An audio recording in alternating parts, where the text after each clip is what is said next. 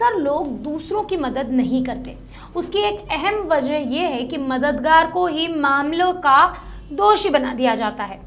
रास्ते में इकट्ठी हुई भीड़ बिना मामले की सच्चाई पता किए अपने मनोरंजन के लिए ही सही मगर झूठा आरोप किसी और के मत्थे मढ़ देते हैं, जिसके चलते लोग किसी की मदद करने से हिचकिचाते हैं। ऐसा ही एक मामला महिदपुर रोड थाना क्षेत्र का सामने आया, जहां 21 मई की शाम एक बाइक सवार को एक ट्रैक्टर ने टक्कर मार दी और बाइक सवार की मौके पर मौत हो गई। एक दूसरे ट्रैक्टर सवार ने जब यह हादसा देखा तो अन्य बाइक सवारों की मदद करने के लिए वहां रुका। मौके पर भीड़ इकट्ठा हुई और दूसरे ट्रैक्टर चालक दशरथ पाटीदार को अपराधी बता दिया उस भीड़ ने।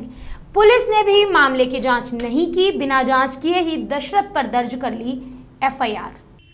दरअसल एक बाइक पर सवार 3 युवक गांव बपैया की ओर जा रहे थे, तभी कोयल झटावत सड़क मार्ग पर एक अनियंत्रित अज्ञात ट्रैक्टर ने बाइक सवार को टक्कर मार दी, जिनमें एक युवक गोविंद की मौके पर ही मौत हो गई।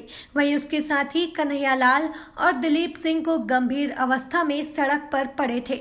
दुर्घटना करने वाला ट्रैक्टर सवार मौके से फरार हो गया। पीछे से आ रहे दूसरे ट्रैक्टर सवार दशरथ पाटीदार ने जब इन लोगों को इस अवस्था में देखा तो मदद करने के लिए ट्रैक्टर से उतर आगे बढ़ा और जैसे ही घायलों को सड़क से उठाकर अस्पताल के लिए पहुंचाने में लगा, तभी उसी दौरान लोगों की भीड़ इकट्ठा होने लगी और दशरथ को ही आरोपी कहने लगे और ट्रैक्टर में जमकर तोड़फोड़ कर पुलिस के हवाले कर दिया। साथ ही झूठा प्रकरण दर्ज करवा दिया, जबकि असली अज्ञात ट्रैक्टर चालक आरोपी ट्रैक्टर सहित मौके से फरार हो गया था।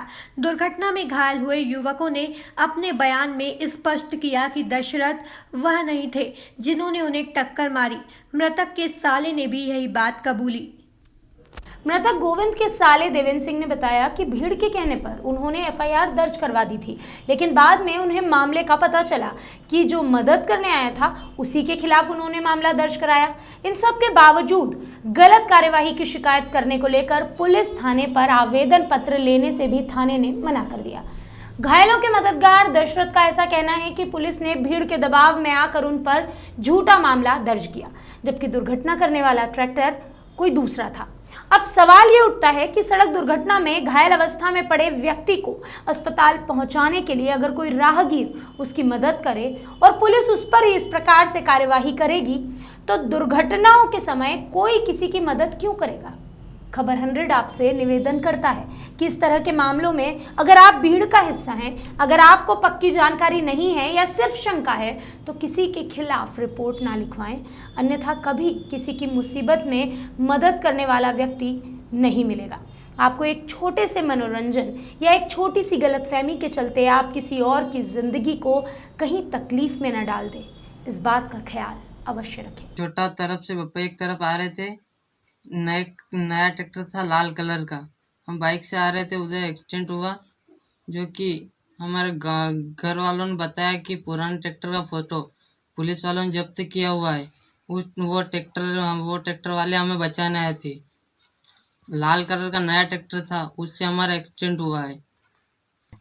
जो जब्त किया हुआ है पुराना ट्रैक्टर वो वाला नहीं, नया ट्रैक्टर है, वो उससे एक्सीडेंट हुआ था हमारा।